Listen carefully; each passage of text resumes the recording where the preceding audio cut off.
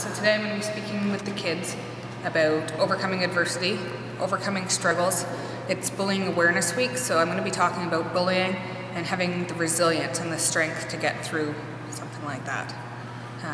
And about how they may fall down at different points in their life, but that everyone has the strength to get back up. Why is that a message that you want to spread? I think it's really important. You hear so much today about bullying and about kids that are going through adversity, and sometimes kids just don't know that they have the resilience to get through, or they feel very alone and they don't understand that someone else has been there and that there is help and there is ways to get through these situations. Can you tell me a bit about your own experiences in high school? Absolutely. I moved from Manitoba to Prince Edward Island when I was in grade 9. And grade 9 and 10 were very hard years for me. There was a group of girls who, I was the new girl, so they didn't quite take to me, and they teased a lot. They spread lots of rumors, gossiped, passed me notes, would corner me in the hallways. Life was really, really hard. So I talk about how when life was really hard and it was really hard to get through every day, how there was one girl who reached out and showed me a bit of kindness. Even though she was popular, she took that time. And by doing so, it really showed me that there was some caring and kindness in that school. So I approach it from the perspective that, my presentation from the perspective that they can change a life. They can be that person that reaches out and helps someone else. So what has been the response you've been getting from the schools you've been to? So far it's been great. I've talked to so many really great kids that have said that they've taken a lot from it. At the end of my presentation, I always ask for them to share with me some of the lessons that they've learned, and I really feel like I've been able to drive the message home with some of the kids. Okay. So this is your 16th of 17 schools? Correct. Getting tired yet? Do you know what? I take a lot of joy, and it makes me happy really to know that I'm helping. If I help even one of these kids, my goal is achieved. When I was in high school, to have someone that spoke to me may have really helped. So if I can help even one of these kids, then my goal is achieved. And where did the idea for this come from? Kim Bailey and I started running together, and I was talking to her about some of my life stories and some of the presentations I've done before, and she asked me to come out and speak to the schools, and there's been really great interest, and we took a focus on rural schools. So what advice would you give to someone who is in school and having a rough time of it in terms of bullying? In terms of bullying, if someone's having a hard time with it, I would really emphasize to reach out to someone, whether it be a guidance counselor, a teacher, a parent, a friend.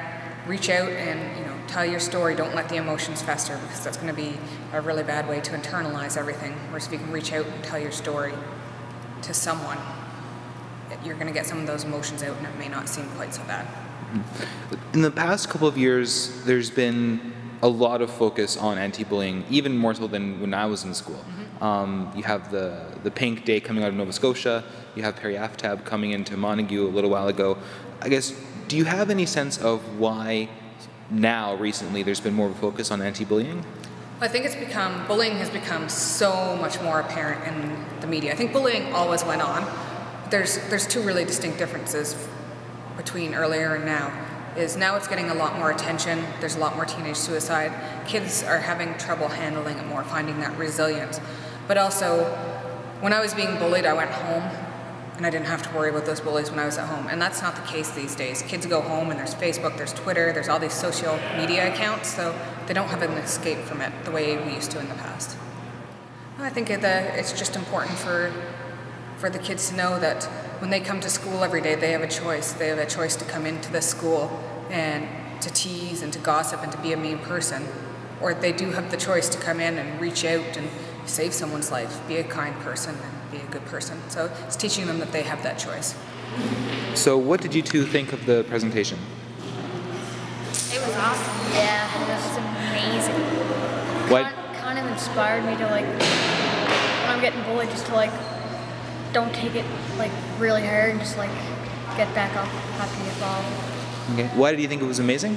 Because it opens your eyes to everything.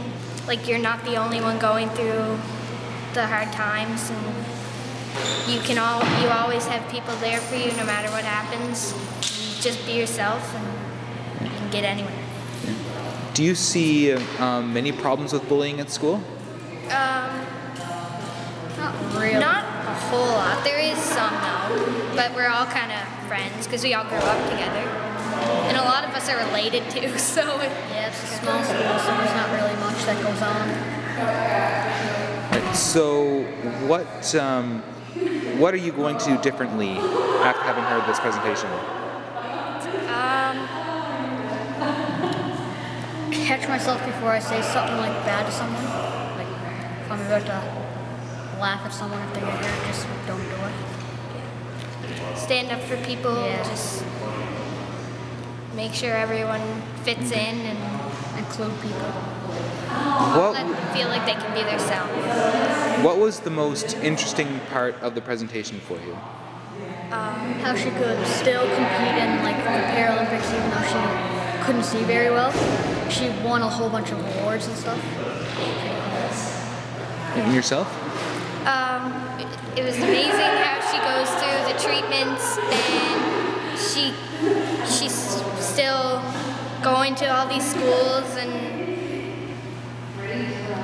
still competing and everything, and it's just amazing what she can do even though she's almost blind. It's awesome. And this is just part of Anti-Bullying Week. I see everyone has the little pink stickers on. So what have you learned through the rest of Anti-Bullying Week? That even if